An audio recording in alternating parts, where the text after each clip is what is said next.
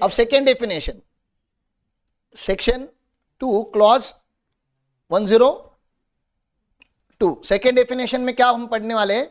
Service means, देखो government ने क्या बोला कि देखो जीएसटी ना भाइयों बहनों माताओं पिताओं बाप लोगों सुनो, यहां पे जीएसटी ना 2 ही आइटम के ऊपर लगता है। इस यूनिवर्स, ये पूरा यूनिवर्स है ना 2 ही आइटम से बनता है।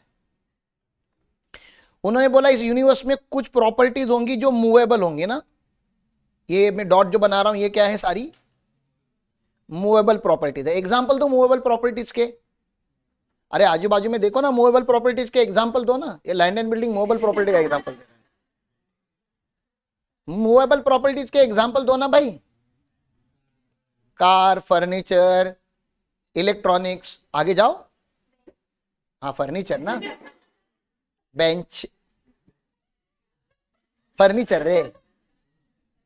हाँ नेक्स्ट, स्टेशनरी। हाँ नेक्स्ट, और बताओ क्लोथिंग, शूज, मोबाइल।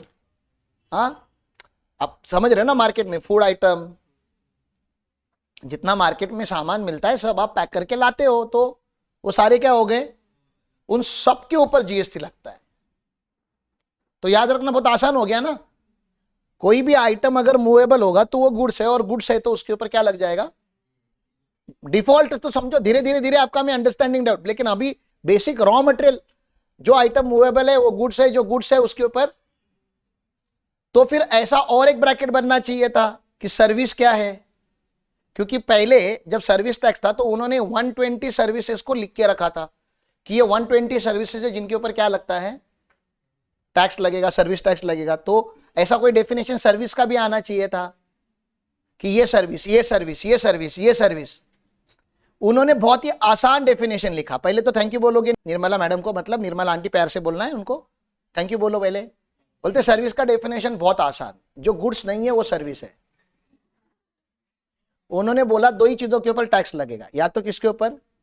गुड्स के ऊपर या सर्विस के ऊपर। मतलब आपने जो एक्टिविटी की अगर वो गुड्स इंडस्ट्री में फॉलो होती है तो टैक्स लगेगा, आपने जो एक्टिविटी की वो सर्विस इंडस्ट्री में फॉलो होती है तो टैक्स लगेगा। इसका ये मतलब है जो गुड्स नहीं है, सर्विस नहीं, उसके ऊपर टैक्स नहीं लगेगा। लेकिन सर्विस की डेफिनेशन तो देखो ना कितनी ब्यूटीफुल है। एनीथिंग जो गुड्स नहीं है वो क्या है? तो मुझे बताओ अगर ये यूनिवर्स है तो इस यूनिवर्स में का क्या टैक्सेबल है? ये गुड्स थे, क्या ये टैक्सेबल है? और बाकी जो यूनिवर्स बचा वो गुड्स नहीं है, मतलब ये क्या है? क्या ये भी टैक्सेबल है? मतलब पूरा यूनिवर्स टैक्सेबल है। इस यूनिवर्स में जो भी एग्जिस्ट करता है आज की तारीख में वो सब कुछ टैक्सेबल है। मीनिंग देयर बाय, सर क्या मनी टैक्सेबल है? मनी गुड्स नहीं है, मतलब क्या बन गया? अरे सिखा रहा हूं ना, मनी गुड्स अभी तो पढ़ा हमने, मनी क्या नहीं है। और सर्विस का डेफिनेशन क्या है? जो गुड्स नहीं है वो क्या है? तो सर्विस में टैक्स लग जाएगा ना। फिर वैसे सिक्योरिटीज क्या नहीं है? गुड्स नहीं है, तो सिक्योरिटीज के ऊपर क्या लग जाएगा? टैक्स लग जाएगा। क्यों? गुड्स नहीं है, प्रूव किया ना, थैंक यू, सर्विस है, टैक्स लग गया। क्योंकि गुड्स के ऊपर भी टैक्स लग रहा है। और तो इन्होंने सर्विस की डेफिनेशन में से भी, इन्होंने सर्विस के डेफिनेशन में भी एक्सक्लूड किया। क्या एक्सक्लूड किया? Money and. इसका ये अब भी पक्का हो गया कि मनी ना ही गुड्स है ना ही सर्विस है, इसलिए क्या नहीं लगेगा? मनी के ऊपर जीएसटी नहीं लगेगा। वैसे ही सिक्योरिटीज ना ही गुड्स है ना ही सर्विस है, इसलिए उसके ऊपर क्या नहीं लगेगा? ये समझ में आ रहा है आपको मैं कैसे? देखो अब आप बताओ लैंड एंड बिल्डिंग क्या नहीं है? लैंड एंड बिल्डिंग क्या नहीं है? गुड्स, लेकिन क्या है? गुड्स नहीं है ना, गुड्स नहीं है तो वो क्या बन गया? इसलिए लैंड एंड बिल्डिंग के ऊपर सर्विस टैक्स अपना जीएसटी लगता है अभी के लेवल पे। आगे जाके बताऊंगा नहीं लगेगा, एक लेवल के बाद बताऊंगा नहीं लगे, लेकिन अभी के हिसाब से लगना चाहिए। क्या? जितना तुम समझ पा रहे हो, तुम्हारे भगवान ने जितनी तुमको बुद्धि दी है, अभी तक इसमें से एक्सक्लूड नहीं किया है उसको, लैंड एंड बिल्डिंग को एक्सक्लूड नहीं किया है। तो land and building goods and service के डेफिनेशन में आ रहा है क्या?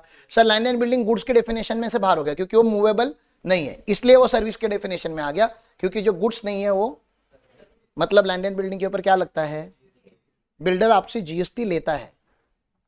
फिर वो आगे जाके पढ़ेंगे अंडर कंस्ट्रक्शन बिल्डिंग पे लगता है और जब कंस्ट्रक्शन कंप्लीट होता है तो नहीं लगता, वो लॉ अगला लॉ है। लेकिन बाय डिफॉल्ट बिल्डर इंडस्ट्री के ऊपर या जो बिल्डिंग की जो इंडस्ट्री है, लैंड एंड बिल्डिंग जो बेचते हैं, उनके ऊपर जीएसटी है, क्योंकि वो सर्विस है। तो बिल्डर क्या देता है, गुड्स देता है कि सर्विस देता है? बिल्डर सर्विस देता है। बोलोगे सर बिल्डिंग तो दिखता है ऐसे, मैंने बोला क्या दिखना नहीं दिखना ऐसा कुछ बात हो रहा है कि यहाँ पे टेंजिबल इनटेंजिबल? नहीं। मूवेबल है क्या बिल्डिंग? नहीं। तो बिल्डर क्या देता है? बिल्डर कौन से इंडस्ट्री में आता है? कंस्ट्रक्शन कौन से इंडस्ट्री में आता है? सर्विस इंडस्ट्री में आता है, गुड्स इंडस्ट्री में नहीं आता। हाँ, स्टील कौन से इंडस्ट्री में आता है? हाँ, ब्रिक्स कौन से इंडस्ट्री में आता है? सीमेंट, हाँ, कंस्ट्रक्शन मटेरियल, बाकी जो प्लम्बिंग वगैरह मटेरियल है वो किस में आता है? वो सब गुड्स है। लेकिन वो सब कुछ एक जगह पे लगा देते हो तो वो क्या बन जाता है? इमूवेबल प्रॉपर्टी बन जाता है। और इमूवेबल प्रॉपर्टी क्या बन जाएगा? वो सर्विस इंडस्ट्री में आता है। इंडस्ट्री क्लियर है? पक्का? चलो आगे। हेलो, हाँ देखो, रवा मेरे साथ, खो मत जाना रास्ते में।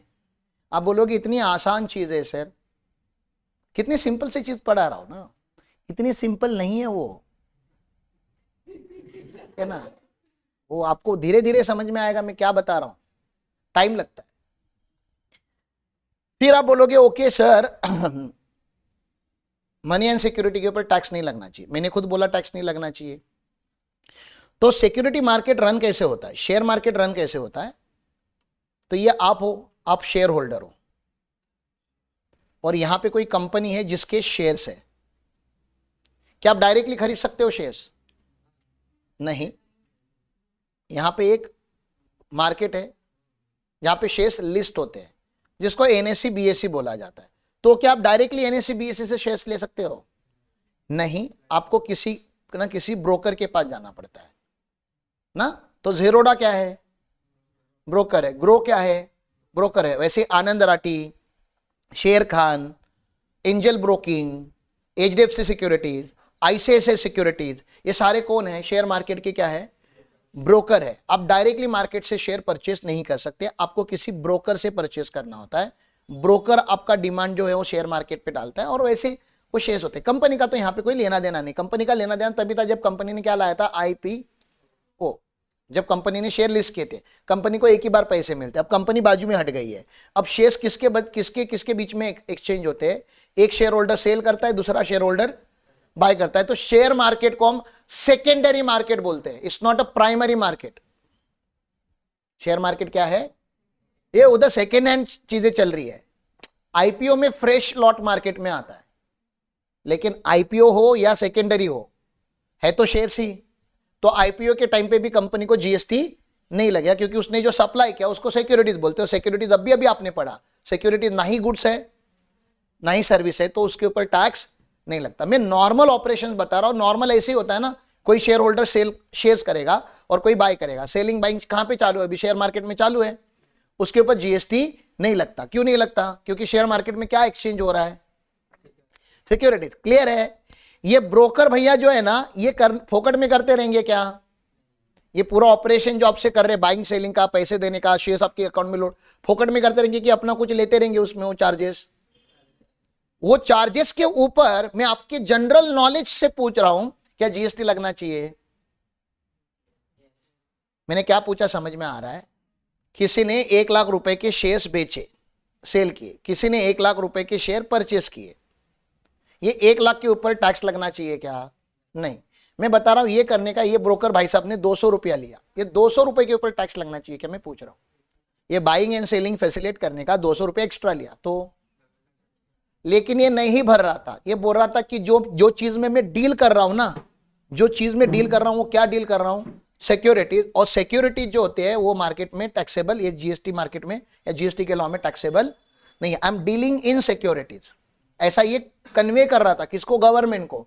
तो मैं जो एक्टिविटी कर रहा हूं, क्योंकि वो सिक्योरिटी मार्केट से कनेक्टेड है, मेरी एक्टिविटी के ऊपर टैक्स नहीं लगना चाहिए। तो गवर्नमेंट ने इसके कान पकड़े और बताया ज्यादा शाना बनने की जरूरत नहीं है, तू सिक्योरिटीज में डील नहीं कर रहा है। बायर ने सिक्योरिटी बाय की, सेलर ने सिक्योरिटी सेल की, शेयर मार्केट ने उसको ट्रांजैक्शन को फैसिलिटेट किया।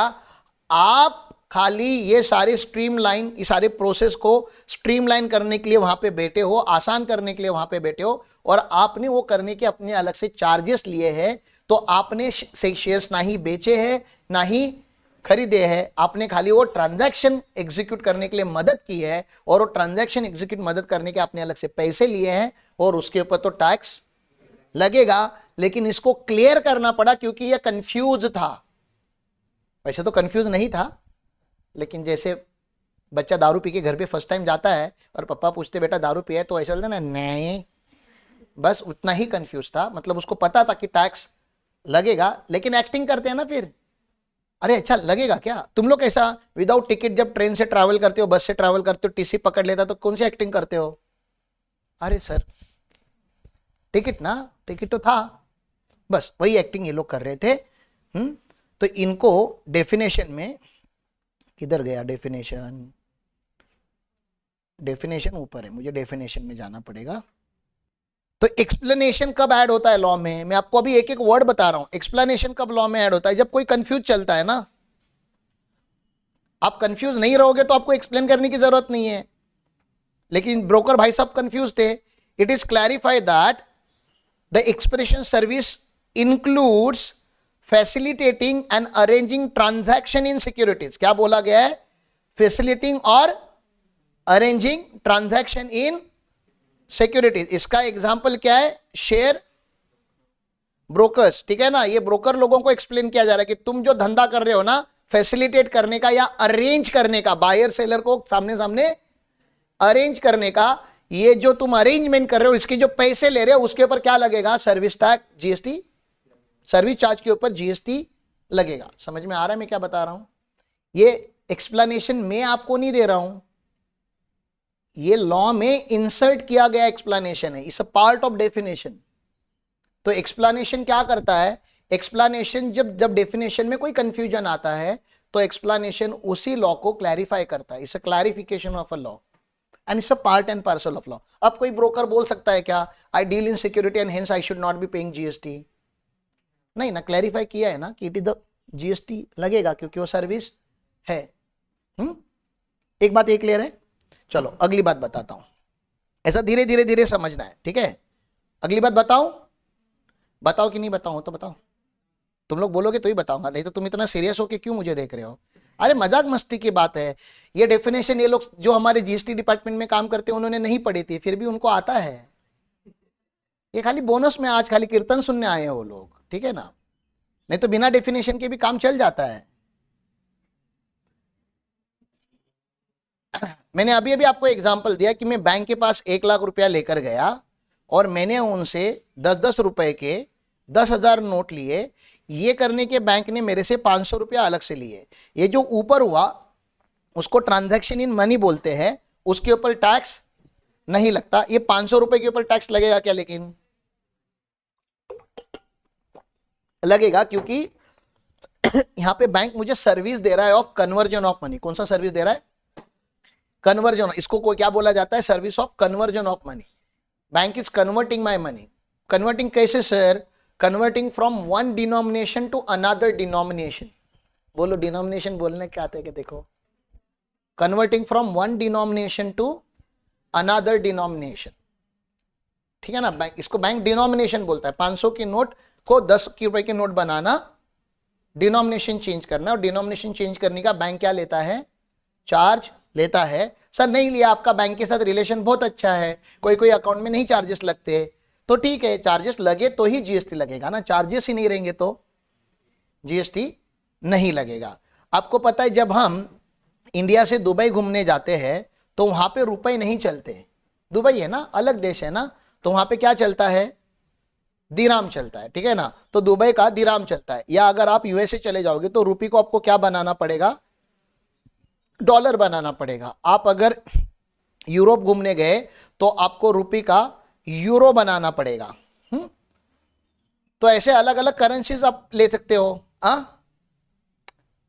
तो ये करेंसी, ये भी करेंसी मनी है, रुपये भी मनी है और डॉलर भी मनी है, दोनों मनी है। तो रुपये डॉलर का ट्रांजैक्शन जो होता है वो मनी का ट्रांजैक्शन है, उसके ऊपर टैक्स नहीं लगेगा। लेकिन बैंक फोकट में करके देता है क्या कन्वर्जन, नहीं, बैंक क्या करता होगा, कन्वर्जन चार्जेस लेता होगा। अब ये कौन सा कन्वर्ट, ये डिनोमिनेशन नहीं चेंज हो रहा है, यहाँ पे करेंसी ही चेंज हो रहा है, यहाँ पे conversion of one currency to another. अच्छा, यहाँ पे रुपी होना जरूरी नहीं है, आप डॉलर को भी आप यूरो में कन्वर्ट करके ले सकते हो। मतलब कोई भी करेंसी किसी और करेंसी में कन्वर्ट किया तो इसका भी बैंक चार्जेस लेता है पैसे के। मतलब 10 लाख मैंने कन्वर्ट किए, 10 लाख के ऊपर जीएसटी नहीं लगेगा, लेकिन 10 लाख कन्वर्ट करने के बैंक ने 10,000 रुपए लिए, वो जो 10,000 है उसके ऊपर जीएसटी लगेगा। यहां तक क्लियर है? जो चार्जेस है उसके ऊपर लगेगा।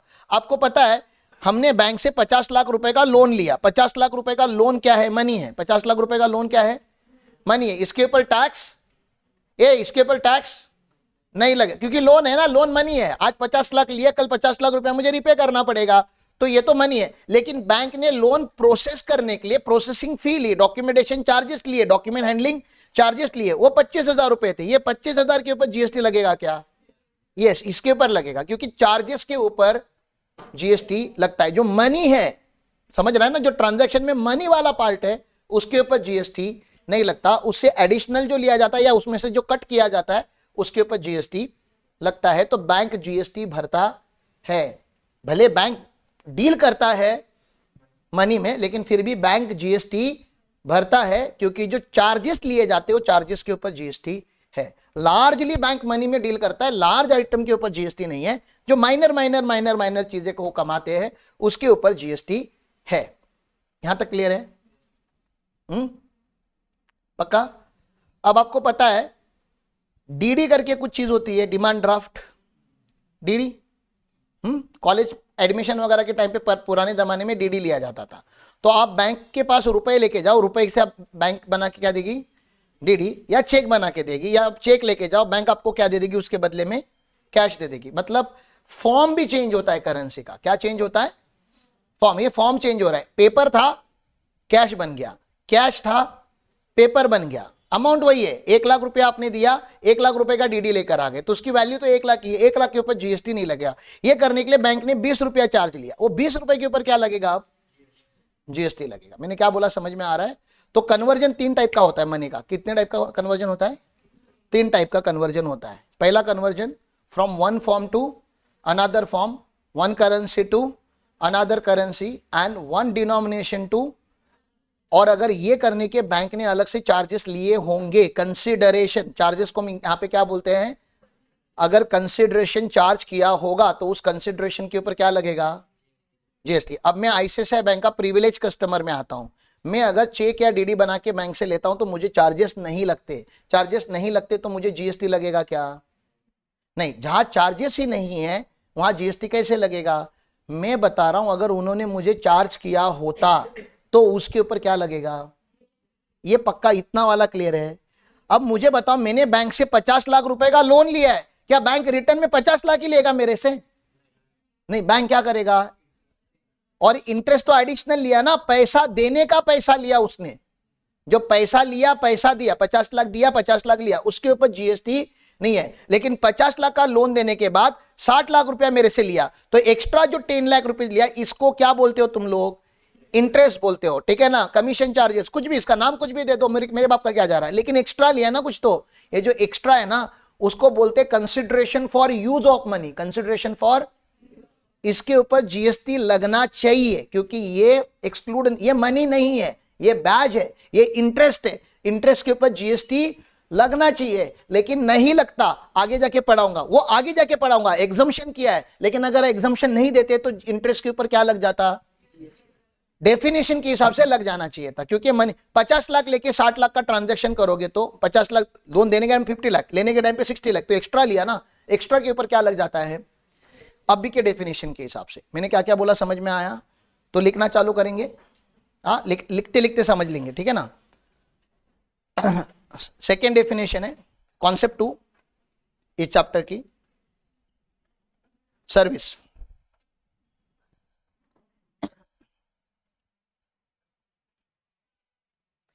इसको नेगेटिव डेफिनेशन बोलते हैं हम। नेगेटिव मतलब सर्विस क्या है वो समझने के लिए पहले आपको गुड्स क्या है वो समझना पड़ेगा, क्योंकि इसमें क्या लिखा है? खाली एनीथिंग अदर देन गुड्स। और गुड्स क्या था, याद आ रहा है? मूवेबल प्रॉपर्टी था ना। तो यहाँ पे मीन्स में तो सिंपल सा लैंग्वेज लिखा है negatively, anything other than goods. Includes में आपको लिखना है यूज ऑफ मनी, और ब्रैकेट में उसका एग्जाम्पल लिखना है discount slash interest, discount slash interest, use of money. Use of money service है, मतलब उसके ऊपर जीएसटी लगना चाहिए। आप जो मेरा अकाउंटिंग करते हो जाके देखो, इसने अभी अमेरिकन एक्सप्रेस ने 66,000 का चार्ज लगाया, उसके ऊपर जीएसटी लगाया हुआ है। मतलब एडिशनल पैसे जब भी बैंक लेता है तो उसके ऊपर जीएसटी लगाता है। अब ये कॉन्वर्सेशन नहीं है, कन्वर्जन है, ठीक है ना। स्पेलिंग गलत मत लिखो। कभी कभी ये लोग ने क्या किया ना, इसलिए मैं पुराने वाले नोट्स नहीं दिखाना चाहता, उसमें बहुत गलतियां करके लगते हैं ये लोग।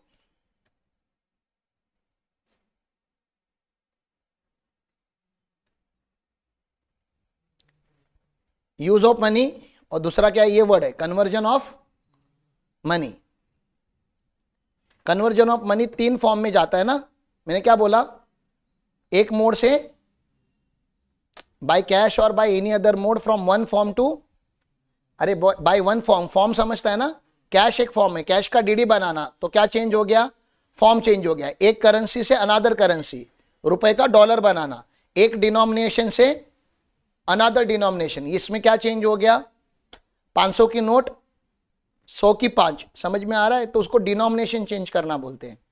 To for which separate consideration is the charge, ये वर्ड समझ में आ रहा है लास्ट। ये करने का बैंक ने क्या लिया, अलग से एक कंसिडरेशन लिया है। तो हमने ऐसे लिखना है conversion of money from one form to another, bracket में मैंने एग्जांपल लिखा है कैश टू डीडी। डीडी बोले तो क्या, डिमांड ड्राफ्ट, ठीक है ना। From one currency to another, तो यहां पे लिखा है rupee to USD. From one denomination to another, 500 का यहां पे दिख रहा है आपको 10 के 50 नोट लेकर आए हैं। और थर्ड वाला एक्सप्लेनेशन है, इसको हम एक्सप्लेनेशन बोलते हैं। एक्सप्लेनेशन अभी ऐड किया ना, फैसिलिटेटिंग और अरेंजिंग ट्रांजैक्शन इन सिक्योरिटीज। ये किसके लिए था, स्टॉक ब्रोकर के लिए था ना। ये जो स्टॉक ब्रोकर होते हैं उनके लिए क्लैरिफिकेशन आया था। वो लोग बोलते थे कि हम लोग सिक्योरिटी में डील करते हैं तो हमें जीएसटी नहीं लगता, तो उनको क्लैरिफाई क्या करना पड़ा, लगता है भाई, क्योंकि आप डील नहीं कर रहे हो, आप खाली फैसिलिटेट कर रहे हो। अभी आईटीआर भरने के टाइम पे आप बहुत सारे लोगों के स्टॉक स्टेटमेंट देखोगे तो उसमें देखना जो ब्रोकरेज चार्जेस होते हैं उसके ऊपर जीएसटी लगा होता है।